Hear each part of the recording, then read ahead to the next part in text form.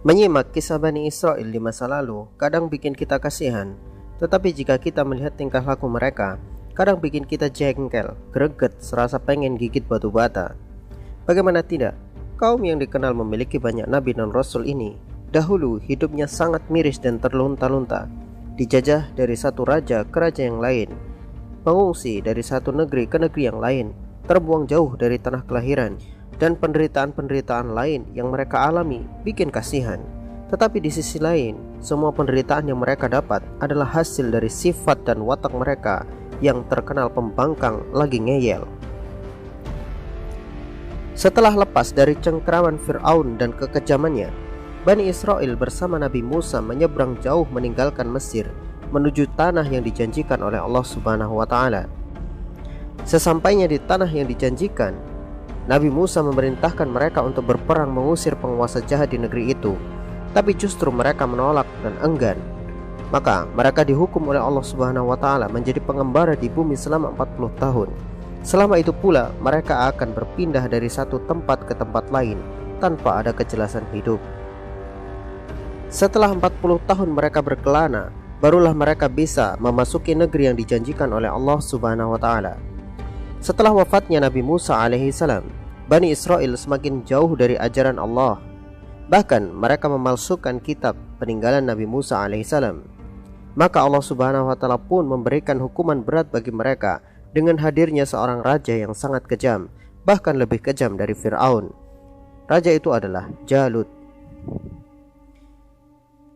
Sahabat-sahabatku yang dimuliakan oleh Allah, berhati-hatilah dalam berbicara tentang Bani Israel. Jangan pernah mengatakan Israel laknatullah. Ingat baik-baik perkataan saya. Israel atau Israel itu nama lain dari Nabi Yakub. Yang benar adalah Yahudi laknatullah. Jangan pula mengatakan Bani Israel adalah bangsa pilihan atau bangsa terpilih dan lain-lain, yang seolah-olah Anda mengatakan mereka itu diistimewakan oleh Allah Subhanahu wa Ta'ala. Dengan dalih surat Al-Baqarah ayat ke-47 yang Allah Subhanahu wa Ta'ala firmankan, sesungguhnya aku telah mengistimewakan kalian di atas alam semesta. Sebelum mengatakan hal itu, Anda perlu membaca tafsirnya. Apa maksud ayat tersebut? Maksud ayat tersebut adalah mengingatkan Bani Israel tentang masa lalu mereka, tentang sejarah nenek moyang mereka yang telah Allah Subhanahu wa Ta'ala muliakan mereka, dan Allah berikan banyak keutamaan bagi mereka di zaman itu, yaitu di zaman para nabi dan para rasul sebelum Nabi Muhammad SAW diutus. Jadi ayat itu maksudnya mengingatkan Bani Israel tentang masa lalu mereka. Mereka dimuliakan di masa lalu. Ingat baik-baik, masa lalu. Lalu timbul sebuah pertanyaan, apakah hari ini Bani Israel Allah berikan keistimewaan? Jawabannya jelas.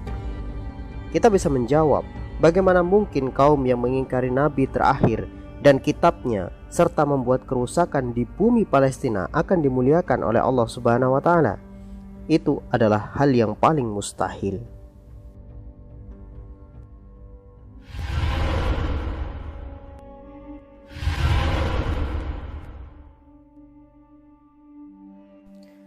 Sepeninggal Nabi Musa alaihissalam, keadaan Bani Israel benar-benar dalam masalah serius. Hadirnya raja jahat bernama Jalut menjadi siksaan yang sangat menghinakan bagi Bani Israel. Mereka benar-benar mengalami penindasan yang sangat memalukan. Terlebih lagi, peti tabut yang berisi peninggalan keluarga Musa dan Harun berhasil direbut oleh Jalut dari Bani Israel. Padahal peti itu adalah salah satu benda yang isinya membuat rasa tentram di hati Bani Israel. Direbutnya tabut dari Bani Israel oleh Jalut adalah sisi lain dari kehinaan bagi Bani Israel di masa itu. Maka berkumpullah seluruh pembesar Bani Israel untuk mengadukan nasib mereka kepada Nabi Syamuel. Mereka pun meminta agar Nabi Syamuel berdoa kepada Allah Subhanahu wa Ta'ala untuk menunjuk satu raja dari mereka dan memimpin perang melawan kekejaman Jalut. Hal ini Allah Subhanahu wa Ta'ala terangkan di dalam ayatnya. Tidakkah kamu melihat terhadap pembesar-pembesar Bani Israel setelah sepeninggal Musa, ketika mereka berkata kepada Nabi mereka, angkatlah bagi kami seorang raja agar kami bisa berperang di jalan Allah. Nabi itu pun berkata, apakah mungkin kalian sanggup jika diwajibkan berperang atas kalian kemudian kalian memilih tidak berperang?" Mereka menjawab, "Tidak ada alasan bagi kami untuk tidak berperang di jalan Allah, sedangkan kami telah diusir dari tempat tinggal kami dan rumah-rumah kami. Dan ketika perang itu pun diwajibkan atas mereka, mereka pun berpaling darinya kecuali hanya sedikit. Dan Allah Maha mengetahui atas orang-orang yang zalim." Maka Allah kemudian memberikan petunjuk kepada Nabi Syamuel bahwa Allah telah mengangkat seorang pemuda yang gagah dan cerdas bernama Talut sebagai raja Bani Israel, sebagaimana dijelaskan di dalam Al-Quran. Dan berkatalah Nabi mereka, "Sesungguhnya Allah telah mengangkat Talut sebagai raja." Mereka pun menjawab, "Bagaimana bisa dia menjadi raja, padahal kami lebih pantas dari dia untuk menjadi seorang raja? Dia juga tidak mempunyai harta yang banyak." Nabi itu pun berkata, "Sesungguhnya Allah telah memuliakan dia atas kalian, dan Allah lebihkan ia dalam kemampuan ilmu pengetahuan yang luas dan fisik yang kuat. Dan Allah memberi kerajaan kepada siapa yang ia kehendaki, dan Allah maha luas pemberiannya, lagi maha mengetahui." Inilah tipikal Bani Israel. Ketika Allah memilih Talut sebagai raja mereka, mereka pun menolaknya. Mereka merasa lebih berhak menjadi raja daripada Talut yang hanya seorang petani miskin. Mereka pun meminta kepada Nabi Syamuel bukti tanda bahwa Talut akan menjadi raja pilihan Allah. Maka Allah Subhanahu wa Ta'ala pun menghadirkan peti tabut ke tengah-tengah mereka sebagai bukti bahwa Allah telah mengangkat Talut sebagai raja Bani Israel, sebagaimana yang Allah Subhanahu wa Ta'ala jelaskan di dalam Al-Quran. Dan berkatalah Nabi mereka, "Sesungguhnya tanda ia akan menjadi raja adalah datangnya tabut kepada kalian, yang di dalamnya terdapat ketenangan dari Tuhan kalian, dan sisa peninggalan keluarga Musa dan Harun yang dibawa oleh malaikat. Sesungguhnya pada hal itu semua ada tanda kekuasaan Allah jika kamu orang-orang yang beriman." Hadirnya tabut di sisi Bani Israel adalah bukti nyata Allah telah memilih Talut sebagai raja. Maka dengan terpilihnya raja yang baru bagi Bani Israel, konsekuensi selanjutnya bagi mereka adalah berperang melawan pasukan Jalut. Namun ternyata banyak dari mereka yang enggan untuk berperang. Maka tatkala Talut mempersiapkan bala tentaranya dan ia berangkat bersama mereka, Talut pun berpesan pada mereka bahwa nanti Allah akan menguji mereka dengan sebuah sungai. Barang siapa meminum airnya, maka mereka tidak lagi ikut berperang bersama Talut, kecuali siapa yang hanya meminum satu teguk dengan tangannya, maka mereka masih termasuk yang ikut berperang bersama Talut. Maka berangkatlah pasukan Talut menuju medan perang. Di dalam barisan itu ada seorang anak kecil dengan membawa senjata ketapel dan kerikil kecil sebagai pelurunya. Dengan berani dan tanpa ragu ia menjadi bagian dari pasukan itu.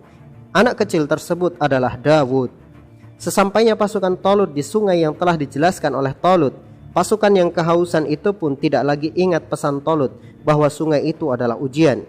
Mereka pun berbondong-bondong meminum airnya dengan sangat rakusnya. Hanya sebagian kecil saja yang tidak meminumnya. Maka pasukan yang telah meminum dari air sungai itu, kecuali mereka yang minum seteguk dengan tangannya, harus pulang ke belakang dan kembali ke kampung halaman mereka sebagai pecundang. Akhirnya hanya tinggal sangat sedikit dari pasukan Talut yang tetap istiqomah mengikuti sang raja sampai di medan tempur melawan Jalut. Mengetahui jumlah pasukan tinggal sedikit, pasukan itu pun berseru, "Kita tidak akan sanggup melawan Jalut dan pasukannya." Namun orang-orang yang beriman kepada Allah Subhanahu wa Ta'ala dalam barisan itu, mereka pun berkata, memberikan semangat kepada saudara-saudaranya, "Berapa banyak pasukan yang sedikit mengalahkan pasukan yang banyak, dan Allah bersama orang-orang yang sabar." Hal ini Allah Subhanahu wa Ta'ala abadikan di dalam Al-Quran. Allah Subhanahu wa Ta'ala berfirman, tatkala Talut dan pasukan yang beriman telah melewati sungai itu, mereka berkata, "Tidak ada kesanggupan bagi kami hari ini untuk melawan Jalut dan pasukannya." Orang-orang yang meyakini bahwa mereka akan bertemu dengan Allah Subhanahu wa Ta'ala berkata, "Berapa banyak pasukan yang sedikit mengalahkan pasukan yang banyak dengan izin Allah, dan Allah bersama orang-orang yang sabar." Surat Al-Baqarah ayat 249. Allah menyebutkan bahwa setelah ujian sungai itu, jumlah pasukan yang terpilih hanya tinggal sedikit. Imam Qatadah menjelaskan, awalnya jumlah pasukan itu 60-70 ribu. Setelah melewati ujian sungai, tinggal 4 ribu saja, dan mereka itu adalah orang-orang yang benar-benar beriman kepada Allah Subhanahu wa Ta'ala. Di antara pasukan-pasukan itu, ada orang yang masih meragukan imannya. Dan mereka berkata, tidak ada kesanggupan bagi kami untuk melawan Jalut dan pasukannya hari ini. Namun pasukan yang lain yang iman mereka lebih kuat meyakinkan kepada saudara-saudara mereka itu bahwa banyak terjadi bahwa pasukan yang lebih sedikit bisa mengalahkan pasukan yang lebih banyak dengan izin Allah Subhanahu wa taala. Maka ketika pasukan yang dipimpin oleh Talut melihat jumlah pasukan milik Jalut yang sangat banyak, mereka pun berusaha untuk tetap sabar dan tegar serta meminta pertolongan hanya kepada Allah Subhanahu wa taala. Mereka pun berdoa, Rabbana afriq alaina sabran wa thabbit aqdamana wansurna 'alal qaumil kafirin. Wahai Tuhan kami, tuangkanlah kesabaran ke dalam hati kami dan kokohkanlah langkah kaki kami serta tolonglah kami terhadap orang-orang kafir. Inilah kisah menariknya. Jalut yang gagah perkasa lagi durjana menantang pasukan Talut untuk mengutus orang-orang terbaiknya menghadapi Jalut untuk perang tanding. Jalut menjanjikan pasukan dan kerajaan akan diberikan kepada siapa yang mampu mengalahkannya. Jalut sangat sombong dengan fisiknya yang besar dan kuat. Dia meyakini bahwa tidak akan ada seorang pun yang mampu mengalahkannya. Benar saja, tidak ada satupun dari pasukan Talut yang berani maju menghadapi Jalut. Tiba-tiba majulah seorang anak kecil dengan menenteng ketapel untuk menghadapi Jalut. Dia adalah Dawud. Jalut pun tertawa terbahak-bahak melihat anak kecil itu. Bagaimana tidak, pasukan terbaik Bani Israel saja belum tentu bisa melawan Jalut yang gagah perkasa. Lah ini, anak kecil dengan pedenya maju melawan Jalut. Alih-alih membawa tombak atau pedang, bocah ini membawa ketapel yang biasa digunakan berburu burung untuk anak-anak kecil. Pasukan Talut pun menjadi tegang. Mereka di antara gelisah juga malu pada diri sendiri. Gelisah karena anak itu akan dibunuh Jalut dengan sangat kejam. Malu karena mereka tidak ada yang berani untuk maju melawan Jalut, sehingga harus anak kecil yang maju untuk melawan Jalut. Namun inilah skenario Allah Subhanahu wa taala. Daud berhasil membunuh Jalut dengan ketapelnya. Ketika ia melemparkan batu dengan ketapelnya, batu itu tepat mengenai kepala Jalut sehingga ia pun mati seketika. Maka kedua belah pasukan itu pun akhirnya sadar bahwa jika kesombongan telah sampai pada puncaknya, batu kerikil pun sanggup untuk menumbangkannya. Hal ini Allah Subhanahu wa taala telah rincikan di dalam Al-Qur'an. Mereka pun berhasil mengalahkannya dengan izin Allah. Dan Daud berhasil membunuh Jalut. Kemudian Allah memberikan Daud kerajaan dan hikmah dan mengajarkan padanya apa yang ia kehendaki. Inilah kemenangan yang nyata. Pada akhirnya kesombongan selalu tumbang dengan kehinaan. Dahulu ada Namrud yang mati karena lalat, ada Fir'aun yang mati karena tenggelam, ada Jalut yang mati karena ketapel anak kecil. Orang-orang sombong mati justru dengan sesuatu yang sepele, bukan dibunuh kesatria hebat, tetapi mati karena hal-hal sepele. Ini menunjukkan bahwa kesombongan adalah hal yang hina dan orang yang sombong pantas untuk mati secara hina. Setelah wafatnya Talut, maka Daud diangkat menjadi raja yang menggantikannya. Inilah skenario Allah Subhanahu wa taala yang sangat luar biasa.